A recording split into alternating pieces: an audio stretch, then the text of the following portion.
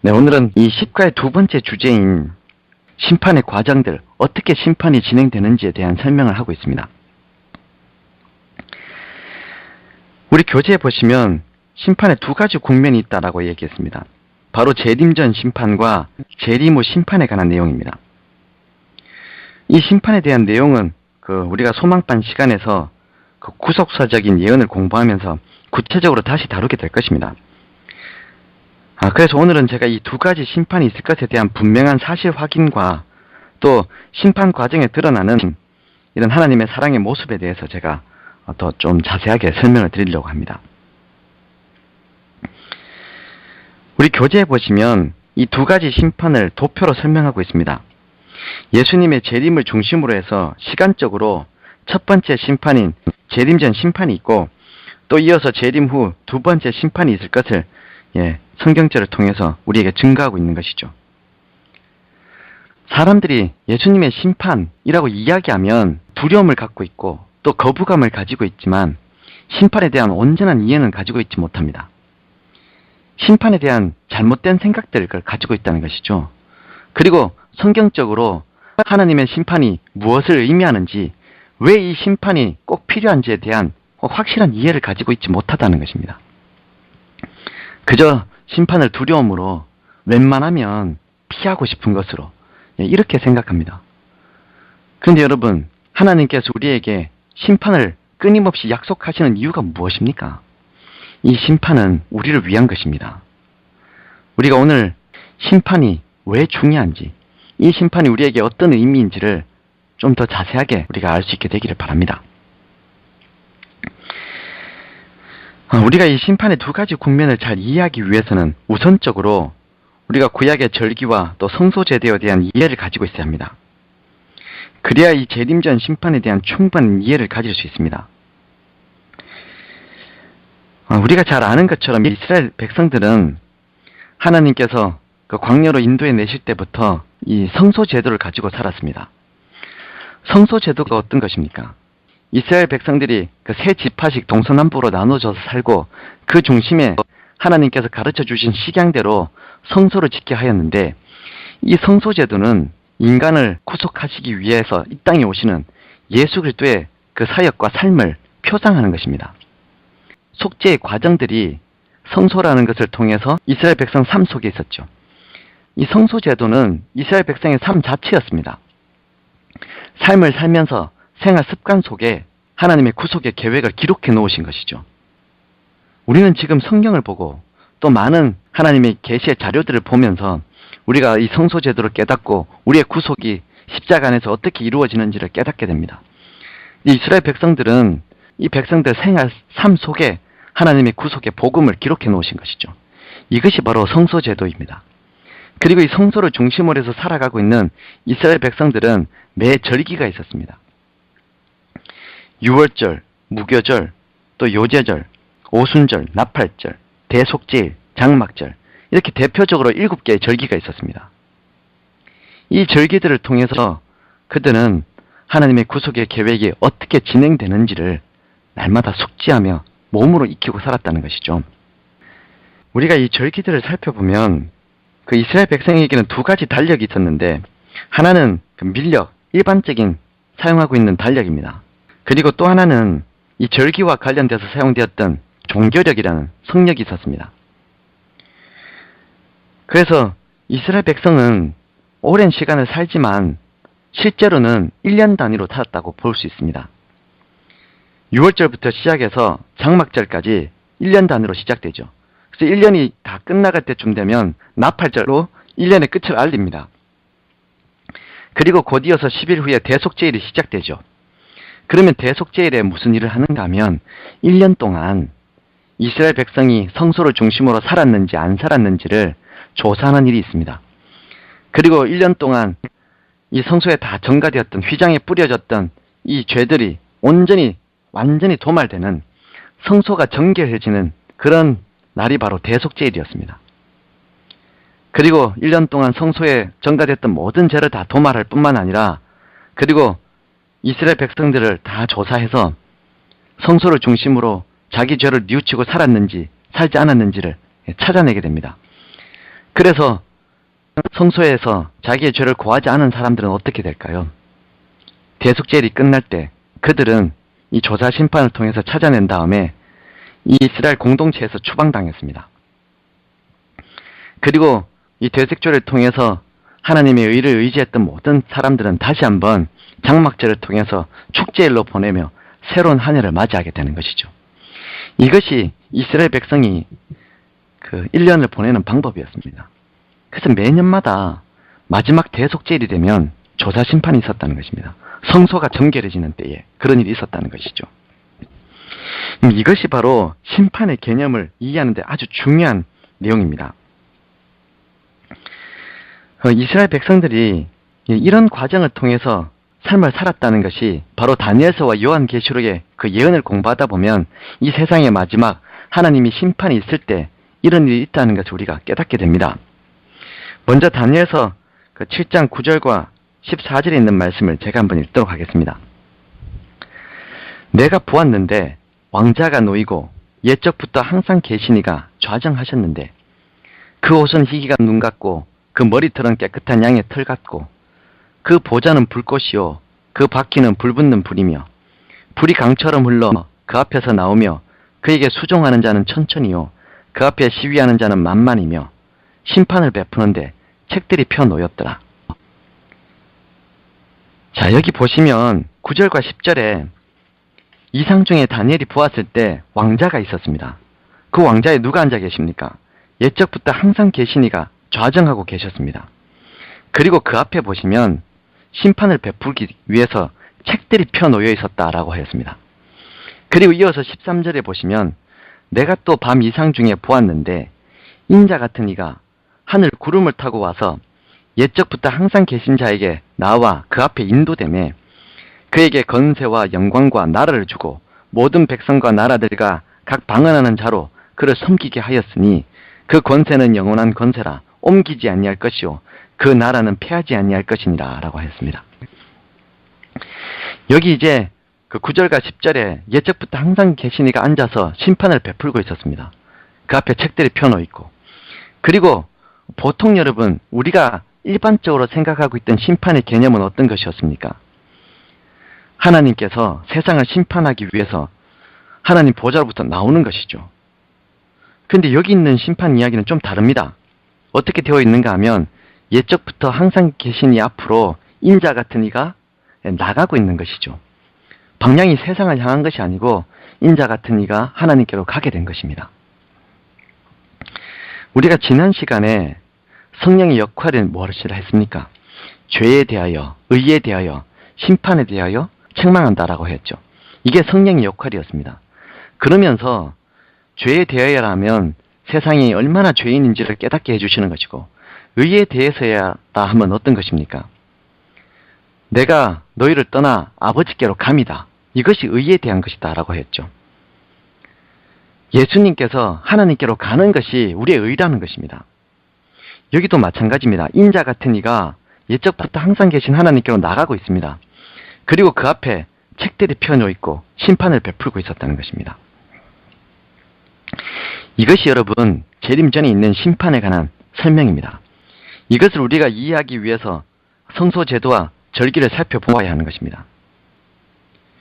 앞에서 우리가 공부한 것처럼 하나님의 철저한 기록과 그 기억을 왜 하고 계시는 것입니까? 그 목적이 무엇이었습니까? 당신의 구원받은 백성들을 하나도 잃어버리지 않기 위하여 하나님께서 그 책들을 펴놓고 또 기록하고 계신다라고 하였죠. 이 장면이 바로 예수님의 재림전 장면이라는 것입니다. 그럼 재림전 심판은 하나님께서 당신의 백성들의 의를 옹호하기 위해서 하는 심판입니다. 이 심판은 잔혹한 형벌을 위한 것이 아니라 철저하고 완전한 구원을 위한 심판입니다. 우리가 하나님의 기억하심을 생각해 볼 때 하나님께서 기록하시고 기억하시는 목적을 다시 한번 생각해 보면 하나님은 왜 우리를 기억하십니까?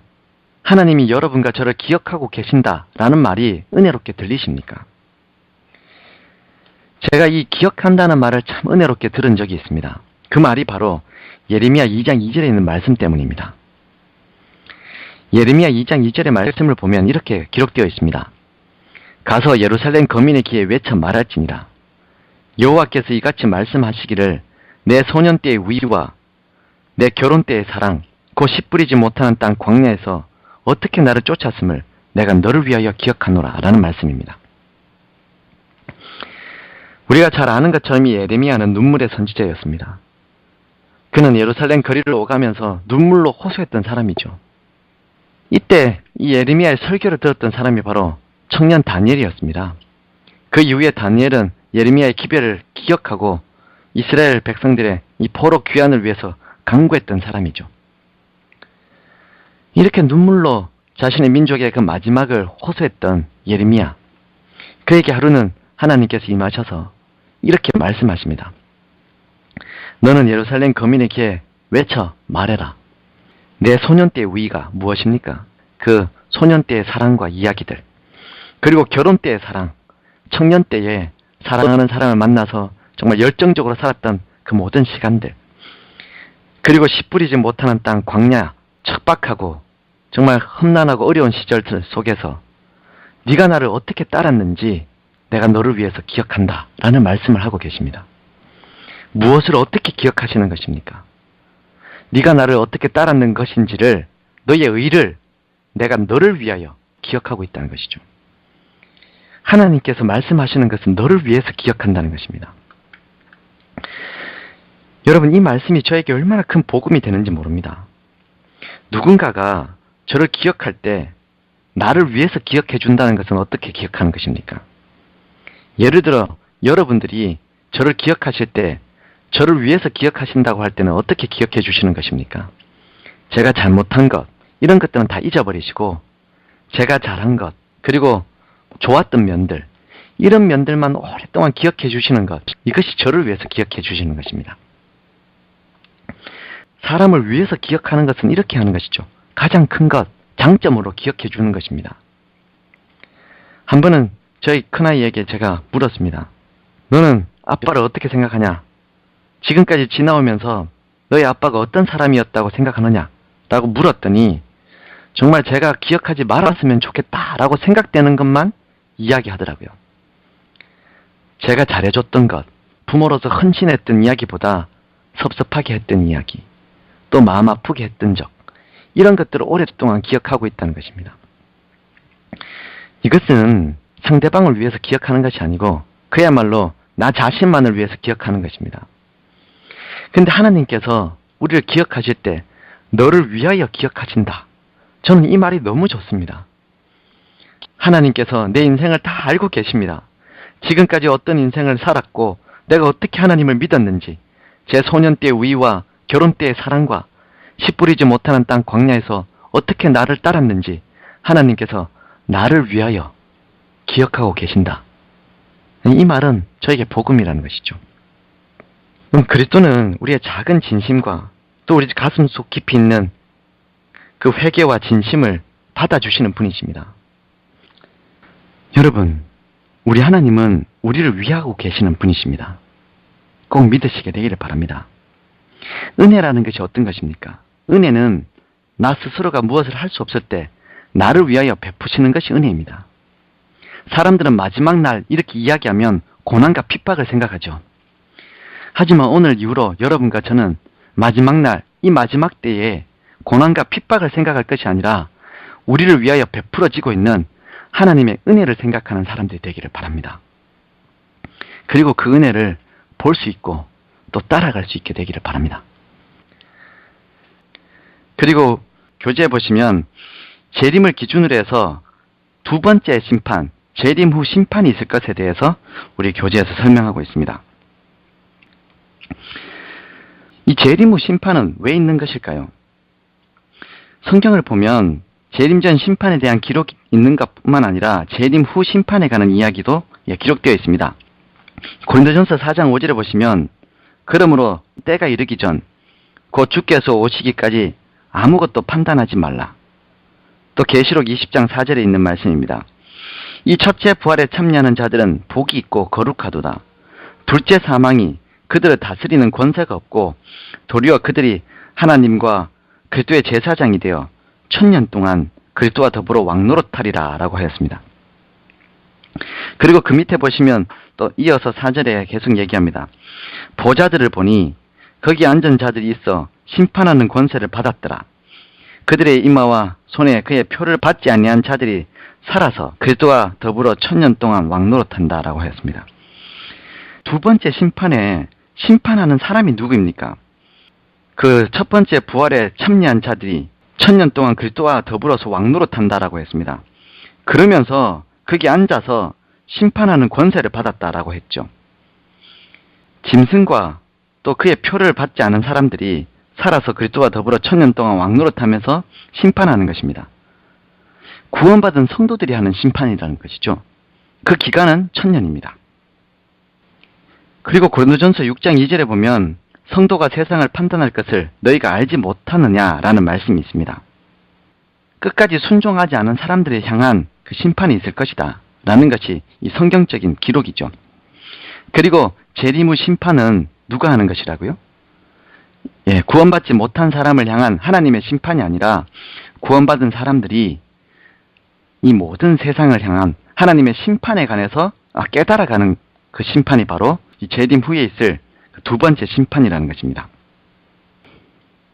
그리고 이 심판의 기준도 마찬가지입니다. 이 심판 또한 우리 교재에 보시면 그 계시록 20장 12절과 13절 죽은 자들이 자기 행위를 따라 책들에 기록된 대로 심판을 받으니 각 사람이 자기의 행위대로 심판을 받는다라고 했습니다.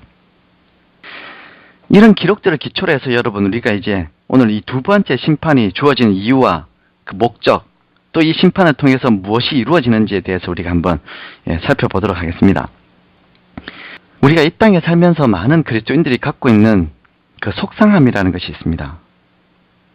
우리가 믿음 생활 하다 보면 속상할 때도 있고 그리고 풀리지 않는 그 의문을 가질 때가 반드시 있죠.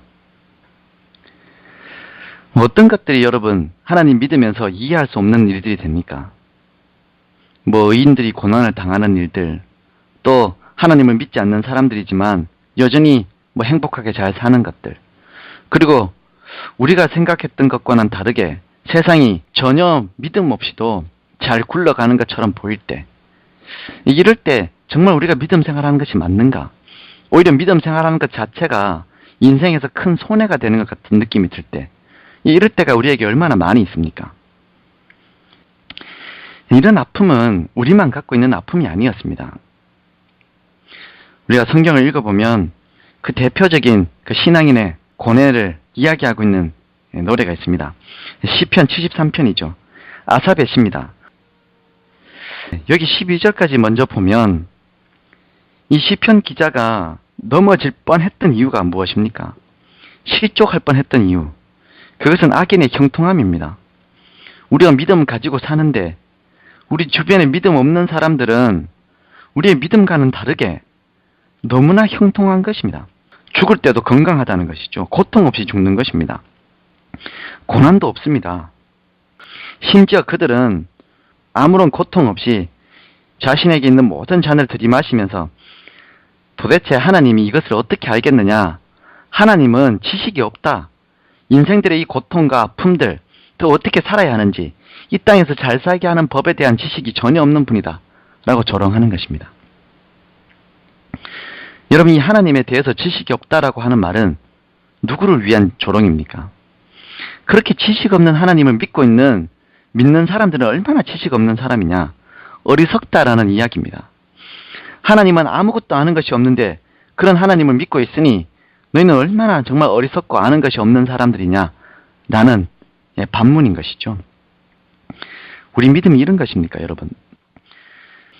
여러분, 하나님을 잘 믿는 사람들이 이 땅에서 마음을 깨끗하게 하고 또 손을 씻어서 무지하게 한들 이것이 누가 알아주는 것입니까? 나는 인상을 찡그리면서 살고 그리고 넘어지기는 매 한 가지라는 것이죠. 속상한 건 매 한 가지고 믿음 없는 건 똑같은 것입니다. 그래서 날마다 내가 징책을 보고 재앙을 당하는 것처럼 느껴지는 것이죠. 이게 더 괴로운 것입니다.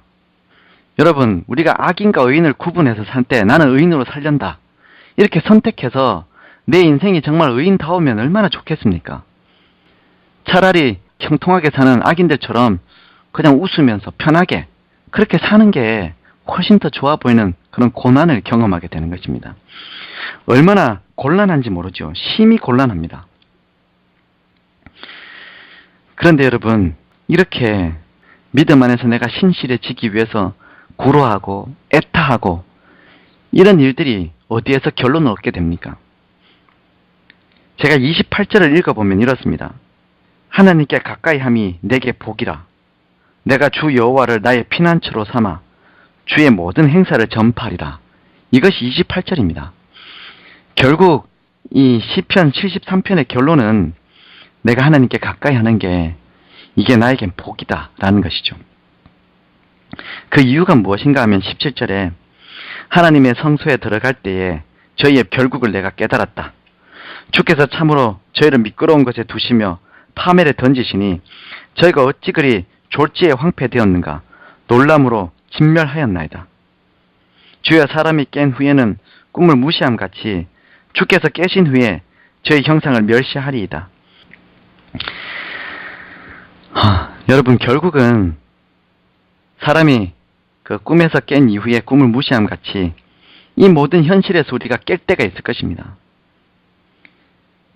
그리고 나면 우리가 얼마나 이 땅에서 속상했던 것, 연약하면서 정말 사람들을 부러워했던 일들, 이런 일들이 우매무지한 일이었는지를 깨닫게 된다는 것이죠.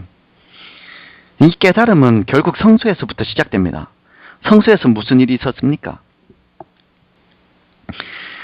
성소에서 깨닫게 되는 것은 죄의 결국입니다. 그리고 어떻게 의인들이 그래도 은혜 안에서 위함을 받는지 성소에서 깨닫게 되는 것이죠. 그러면서 그 일의 결국을 다 알게 되는 것입니다. 우리가 심판의 이야기를 잘 공부하고 깨닫게 되면 하나님께서 어떠한 길을 통해서 우리를 인도하고 계시고 당신의 백성들을 한 사람도 잃어버리지 않으시려고 하나님께서 어떠한 사랑으로 준비하고 계시는지를 알게 됩니다. 우리가 이미 지난 시간에 우리 하나님께서 우리의 모든 이름을 생명책에 기록하시고 그 열매 맺게 하신다라는 이야기를 나누었습니다.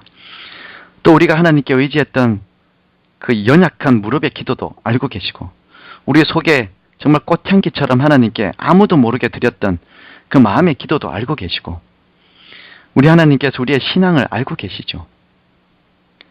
그리고 정말 스스로가 감추고 싶은 주홍같이 붉은 죄들, 이 모든 죄들도 하나님께서 도말하시기 위해서 하나도 빠짐없이 다 알고 계신다는 것입니다.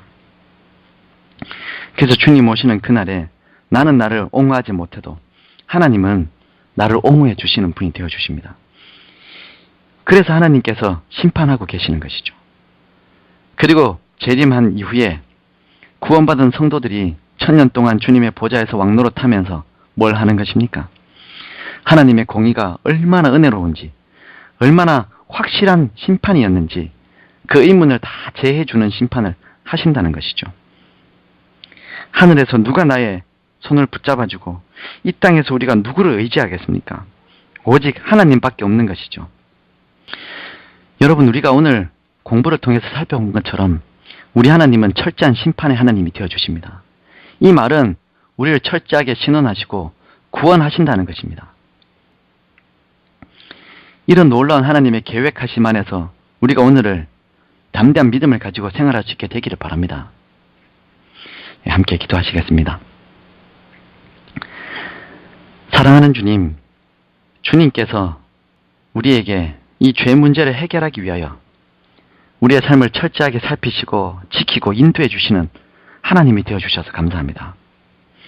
지금도 우리를 기억하시고 하나님 앞에 늘 의지하는 진심을 드러낼 수 있도록 인도해 주시고 항상 하나님과 동행하도록 힘쓰는 성도의 삶이 되도록 지도해 주셔서 감사합니다.